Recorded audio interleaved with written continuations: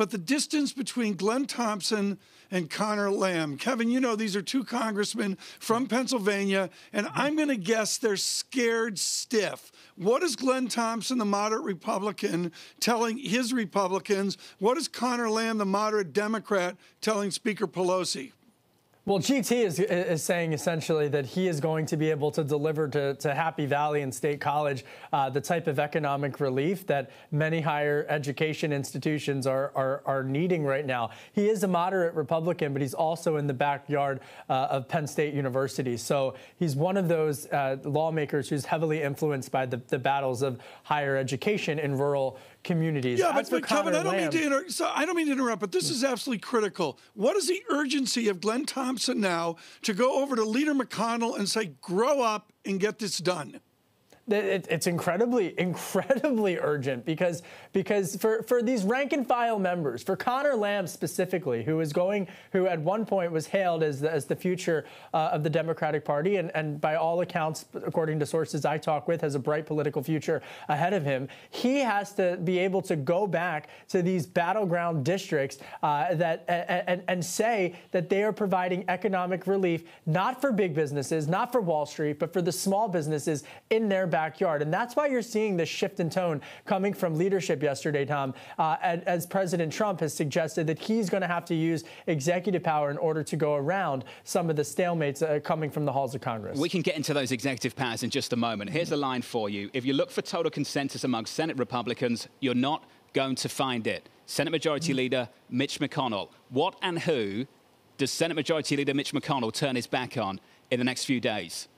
I think at this point, from Leader McConnell's perspective, he has dug in on liability protections. I feel like a broken record when I continue to say that. But from that standpoint, he also has to form a coalition. There was another remark that he made in those remarks yesterday, Jonathan, where he noted that 15 to 20, by his count, by the leader's count, 15 to 20 Republicans are not on board with these types of with the Republican caucus. He can't deliver an entire caucus right now. So that's why these negotiations are even more crucial, because when 15 to 20 members of the Republican caucus are saying that they have an issue with this type of stimulus, they're nowhere near the type of unison that typically Leader McConnell wants to see. Kevin, the president speaking openly now about going it alone, flying solo, executive action. Politico reporting in the last 24 hours, 3 options on the table for him.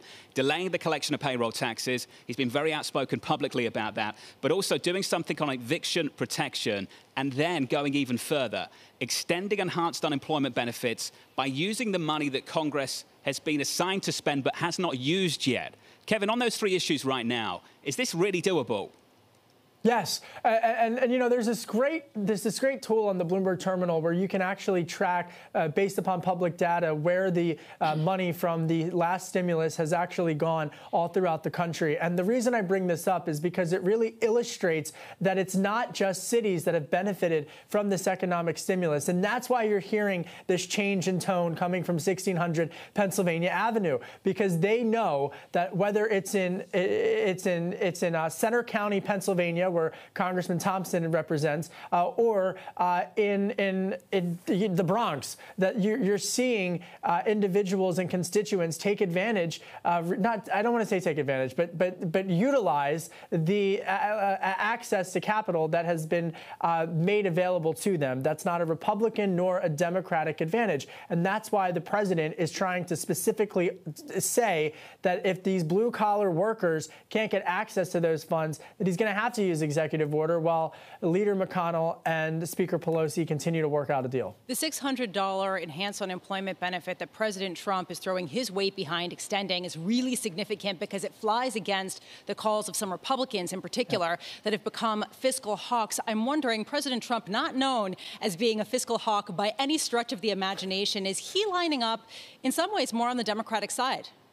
On this particular issue, you are absolutely correct. There are many Republicans, whether it's Senator Ted Cruz, for example, who are incredibly uncomfortable with getting on board with this type of spending. And in fact, Leader McConnell has said that he believes those arguments are justified. But in terms of where the president is going, he has to go on the campaign trail and is fighting for a tough tough re-election battle, and he's got to be able to go to many of these states to workers who are unable to find work right now or unable to get back into the economy through no fault of their own given the pandemic. And he's got to be able to look them in the eyes and say, vote for me again. And so in order for him to do that, this is the type of economic relief that is needed. Kevin, just quickly, some clarity on an important thing. For people outside of the United States not following this, how many fiscal hawks in the Senate right now are actually standing for election this November?